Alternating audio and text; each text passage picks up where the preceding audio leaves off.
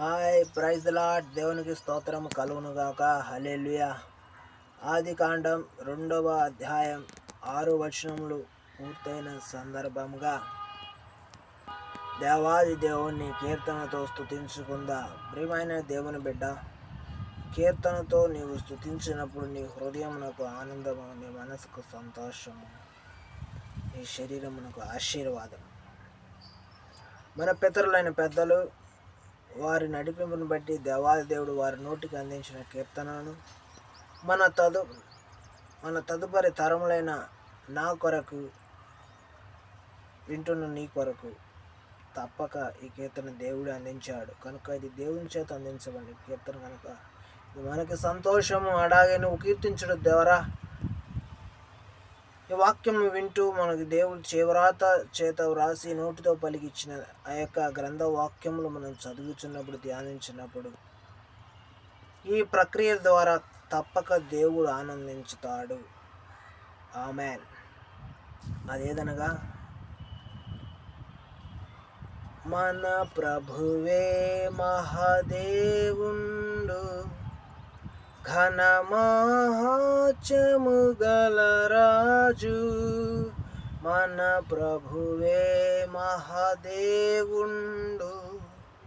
ఘన మహాత్మ్యము గల రాజు. భూమ్యాగాధపు లోయలను, భూతల శిఖరములాయనవే. భూమ్యాగాధపు లోయలను, భూతల శిఖరములాయనవే. రండి ఉత్సాహించి పాడుదము, రక్షణ దుర్గము మన ప్రభువే. రండి ఉత్సాహించి పాడుదము, రక్షణ దుర్గము మన ప్రభువే. హల్లెలూయా. ఇంతటి గొప్ప కీర్తనను మనం కీర్తించినప్పుడు మన మనస్సులో, మన నోటితో, మనం వినికిడి పాడుచున్న మొట్టమొదట నీకు ఆశీర్వాదకరం. ఎలాగైతే వింటున్న వారికి తదుపరి ఆశీర్వాదం. 2 ఆశీర్వాదాలు ఈ కీర్తనలో దాగి ఉన్నాయి.